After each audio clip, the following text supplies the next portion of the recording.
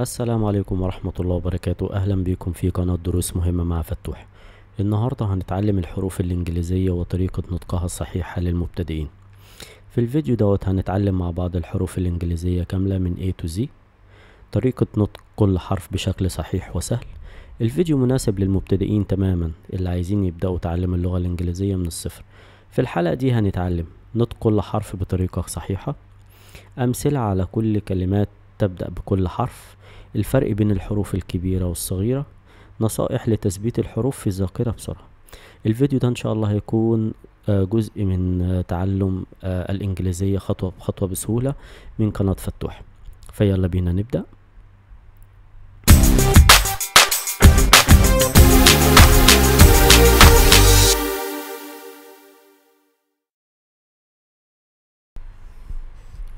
السلام عليكم، ونبدأ مع بعض على طول. أول حاجة عندنا هنا في القسم الأول هي الحروف الإنجليزية وعددها. اللغة الإنجليزية فيها 26 حرف، فيها حروف كبيرة وحروف صغيرة. تمام، أنا عملت لكم جدول بسيط جدا في الحروف الكبيرة، والحرف اللي قصاده هو الحرف الصغير. يعني هنبدأ من الحرف A. تمام، ده شكله هو كبير وده شكله هو صغير. B B C كبير و C صغير.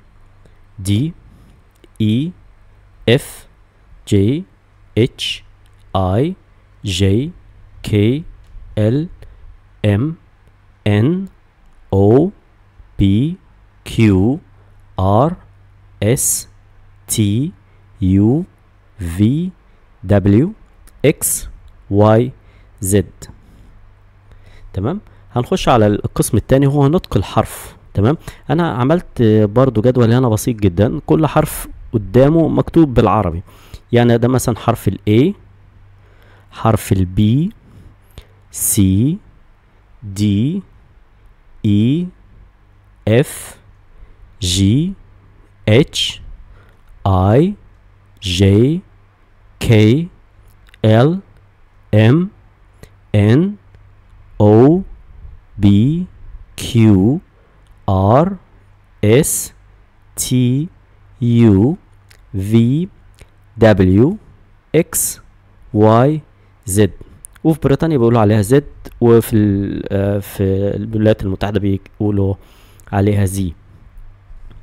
تمام، عندنا القسم الثالث. يعني انا عملت برضو سلايد بسيط كده في كل حرف وقدامه كلمة بتبدأ بالحرف ده، زي مثلا كلمة تفاحة اللي هي أبل بتبدأ بحرف ال A، حرف ال B اللي هي بول كرة، C cat، D dog، E elephant، F fish، J guitar، H house، I ice cream، J juice، K kite، L lion، M monkey، N nest، O orange، P pen، Q queen، R rabbit، S sun، T tree، U umbrella، V volume، W watermelon، X xylophone، Y yacht، Z zebra. تمام، دي كانت كل الحروف اللي بالانجليزيه. السلايد اللي معانا الاخري هو القسم الرابع، ونصائح سريعه عشان تتعلم الانجليزيه بسهوله. اسمع كل حرف كل يوم لمده 5 دقائق. حاول تكتب كل حرف بايدك وانت بتنطقه. استخدم تطبيق او فيديوهات في صوت الحروف. هتخش على الجوجل بلاي، او اذا كنت بتستخدم الايفون هتخش على الابل ستور.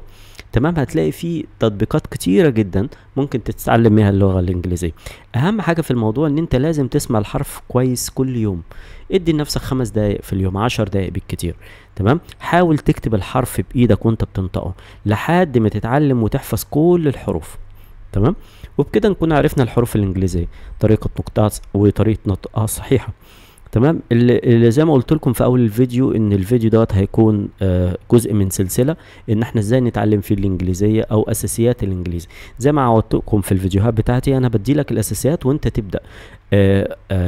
الوقت اللي انت هتعمله في مجهود اكتر ان انت تتعلم مثلا الحروف الانجليزيه كل يوم، ده هيقربك ان انت تبقى كويس جدا في الانجليزي. برضو في نفس الوقت لما تتعلم كلمات اكتر وتبدا تحفظها، وبعد كده ان شاء الله لو ربنا كرمك وسافرت دوله اجنبيه او دوله خليجيه زي الامارات، تمام، اللغه الانجليزيه بتبقى اساسي فيها.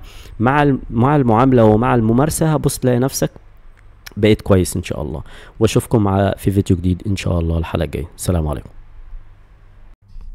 لو عجبك الفيديو اعمل لايك وشارك الحلقة مع اصحابك عشان كلنا نستفيد، واشترك في قناة دروس مهمة مع فتوح عشان توصلك الحلقات الجديدة اول باول، واكتبوا لي في التعليقات لو عندكم اي استفسار. سلام عليكم.